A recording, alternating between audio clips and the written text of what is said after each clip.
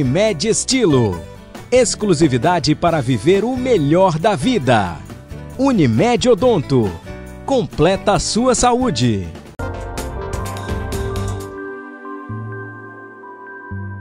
O papiloma vírus humano, HPV, é pouco conhecido da população em geral, mas se destaca como uma das doenças sexualmente transmissíveis mais comuns no mundo. O Ministério da Saúde registra cada ano 137 mil novos casos no país.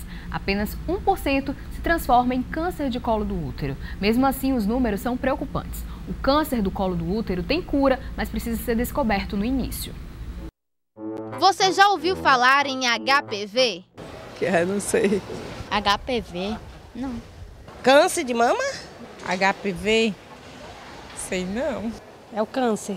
O HPV é a sigla em inglês para papilomavírus humano e estima-se que 1/4 da população feminina seja portadora da doença. O HPV é um vírus, certo? Faz parte daquele rol de doenças sexualmente transmissíveis e hoje o HPV é o grande vilão em relação às doenças do colo do útero.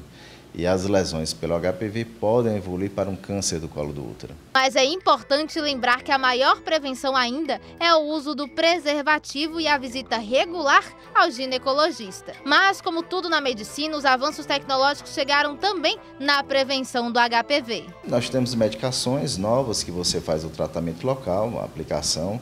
Agora, o principal avanço nos últimos anos foi exatamente a formulação de uma vacina que previne a infecção contra o HPV. A gente recomenda que toda criança que esteja na faixa dos 10 a 12 anos procure ou o pediatra ou o ginecologista já para programar a sua vacinação contra o HPV. Está conosco aqui no estúdio o Dr. Murilo Porto, que é ginecologista, que trabalha no Instituto de Prevenção do Câncer do Ceará. Dr. Murilo, a gente viu aí uma matériazinha que explicou um pouco sobre o HPV, mas eu queria que o senhor se alongasse um pouco mais sobre o que é exatamente o HPV. A gente viu que muita gente não conhece, né? Até câncer de mama foi confundido. Queria que o senhor explicasse mais sobre isso. Pois não, o HPV, ele é oriundo de uma sigla Human Papilloma Virus, em inglês, que é o vírus do papiloma humano, que é o vírus responsável por uma doença sexualmente transmissível, hoje considerado o carro-chefe de todas as doenças sexualmente transmissíveis. Você vê que no nosso serviço, como em vários outros serviços da mesma monta, você encontra o HPV como a grande maioria das doenças ali observadas. Interessante, porque é tão prevalente, né, mas tão pouco conhecido, né? Como é que se transmite? A gente sabe que é uma doença sexualmente transmissível, imagina que é pelo sexo, né? É apenas dessa forma? Na realidade é o seguinte, na sua grande parte, sua maior parte, ela é sexualmente transmissível, mas não impede que numa escala muito pequena, numa escala bem menor, possa ser transmitida através dos fômites, que são fômites. Os fômites são vestuários, toalhas, lençóis, alguma coisa onde o contato possa se fazer diretamente. Mas aí seria um percentual bem menor? Bem menor. E existe algum exame que diagnostica, assim, como é que a mulher pode descobrir que tem esse problema? Na realidade, a mulher descobre, primeiramente, na grande maioria das vezes, através do Papa Nicolau. Ela vai fazer o seu Papa Nicolau anual e ali descobre que o vírus está presente. Mas evidentemente que não é só até aí. Existem outros exames subsidiários que podem acusar também a presença do vírus. A colposcopia, né, pode também a colposcopia é um exame que se faz através de um instrumento chamado colposcópio, que é aliado à prevenção, à colheita do material vaginal. Então, logo após a colheita, o paciente pode submeter a esse exame com o intuito de pesquisar imagens que são características ou possivelmente características da infecção do vírus. Então, deixa eu ver se eu entendi. O vírus, ele vai ali, de alguma forma entrou em contato com a mulher, no útero ele vai se propagando, ele vai causando uma infecção. Pois não. Esse vírus, então, ele passa quando sai da sua latência. Porque latência é o período em que a mulher ou o homem tem o vírus, mas que está aparentemente invisível. No momento que ele passa, ou ela passa desse período, ele vai apresentar, ou ela também, aí no colo uterino, lesões que são manchas, entende? Às vezes lesões verrucoides também, quase inobserváveis à vista desarmada. É preciso, então, um aumento de uma lente, no caso, colposcópio, para poder diagnosticar através da magnificação. Tem como prevenir esse problema, doutor Murilo? Sim, sem dúvida, claro que sim. Tem como prevenir. O ideal, eu sei que é muito difícil para os dias de hoje, pedir aos pacientes que venham a ser monogâmicos. A monogamia... Não, tem que ser. Ah, sim, pois é, mas é difícil você chegar a esse ponto. É preciso um convencimento muito forte e a pessoa aceitar realmente essa ideia. Porque a monogamia está implícita as relações sexuais com uma determinada pessoa que faz parte da companhia sexual. Quando você parte para a poligamia, a coisa é diferente. Então, as possibilidades são inúmeras de você conseguir, entende, contactar com a doença. Outra coisa, você falou em prevenção também, a camisinha. A camisinha é importantíssima para a prevenção do HPV. Mas vejam só, não é só o uso simplesmente da camisinha. A camisinha precisa ser bem usada. Ela precisa, entende, cobrir todo o pênis. E além de cobrir todo o pênis, a pessoa que está, entende, fazendo o ato, tem que ter o cuidado para, na penetração, não passar da borda da camisinha. Porque é aí, quando se vê muita gente que usa camisinha religiosamente, sistematicamente, ser acometida de HPV. Então, agora, pelo menor como, por quê? contato já poderia... O contato da base do pênis, que muita gente não liga isso, pensa que é só cobrir o pênis. E o senhor falou aí em homens, né? Homens com HPV. Quer dizer que a doença também se manifesta em homens. A gente sempre associa HPV a mulheres, né? Absolutamente, em ambos os casos, em ambos os gêneros, tanto no homem como na mulher. Da mesma maneira? Como da mesma forma. Só que na mulher, no colo uterino, entende, que é onde vai se diagnosticar, na maioria das vezes, o câncer, ele se apresenta de forma um pouco diferenciada.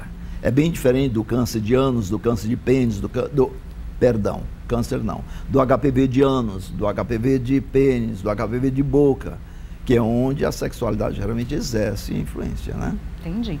E, assim, HPV também pode acometer mulheres grávidas, né? Nesse caso, quais são os riscos?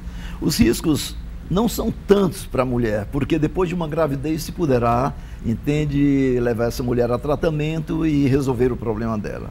O grande problema é para o recém-nascido, que vai acontecer, o neném que vai nascer. Porque ele, ao passar pela vagina, pelo trajeto vaginal, ele poderá passar por lesões HPV positivas, geralmente verrucoides, e levar o HPV consigo, através do olho, dos olhos, da boquinha, do ouvido, quem sabe, da genitália. Mesmo numa cesariana é possível? Não, numa cesariana não, até porque a cesariana, entende, é o método que nós adotamos quando percebemos que uma mulher na gravidez está com HPV. Para não ter esse risco, né? Como assim? Para não ter esse risco desse contato. Para não ter o risco, exatamente. E quando é que o HPV, o senhor falou aí em câncer, quando é que o HPV evolui para um câncer? Que situações? Ele evolui para o câncer quando a pessoa acometida está sendo portador ou portadora de um vírus de alta periculosidade. Porque o HPV, ele passa por, entende, são várias espécies de vírus. São hoje em número mais de 100 subtipos virais. Cada subtipo com a sua característica infectante. Tem vírus de baixo grau, tem vírus de médio grau e de alto grau. Esses de alto grau ou de alto risco são esses que podem gerar o câncer. Agora, é preciso saber que quem é portador do vírus do HPV de alto grau não obrigatoriamente vai desenvolver o câncer. O câncer vai depender de uma série de outros fatores, né? Não seria uma sentença de que aquela pessoa vai ter câncer. Sem dúvida. E quando, por exemplo, a paciente, né, ela foi lá no ginecologista e descobriu que tem um HPV. Aí o médico vai dizer qual grau é esse HPV. Depois de fazer os estudos, ele percebe... Aí quando percebe que é um grau elevado, como o senhor citou aí vai ter um trabalho diferenciado? Não, veja só. Antes que tenhamos em mão o grau do HPV que o paciente ou a paciente foi acometido, nós temos que tratá-lo de uma forma indiferente. Entende? Como se fosse realmente, desde o mais simples ao maligno, né? Como se fosse de uma maneira só. Para como poder... é que é esse tratamento? Como assim? O tratamento básico é a extinção das lesões. através da retirada, entende, cirúrgica, da retirada química, através de produtos químicos, de cremes, de pastas, entende? Que se possa realmente deixar o paciente livre daquelas lesões. Ela pode ficar curado daquele O que não problema. quer dizer que está curado. Porque tirar as lesões não representa cura, até porque o HPV, ele passa na pessoa sendo hóspede por muitos e muitos anos. Existem pessoas que foram acometidas do HPV e foram aparentemente curadas, mas elas mantêm o vírus internamente na pele, não é no sangue, na pele, durante muitos anos. Tanto que, às vezes, sem o paciente, sem a pessoa ter tido nenhuma relação, poderá ele recidivar lá na frente, por força da baixa imunidade e da alta periculosidade do vírus. Então é importante sempre ficar com esse acompanhamento, né, doutor? Sem dúvida. Até porque depois de um atendimento, por mais complexo ou mais simples que seja, nós temos o paciente conosco durante todo o resto da vida, uma vez por ano, pelo menos, sendo examinado. Ok, doutor Murilo, muito obrigado pela participação sua aqui no nosso programa. A gente vai para o intervalo agora. Na volta vamos falar sobre hábitos de higiene ginecológica e também vamos conhecer um médico praticante de stand-up paddle no quadro Doutor Bom Exemplo, daqui a pouco.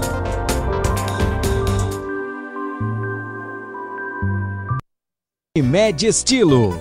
Exclusividade para viver o melhor da vida. Unimed Odonto. Completa a sua saúde.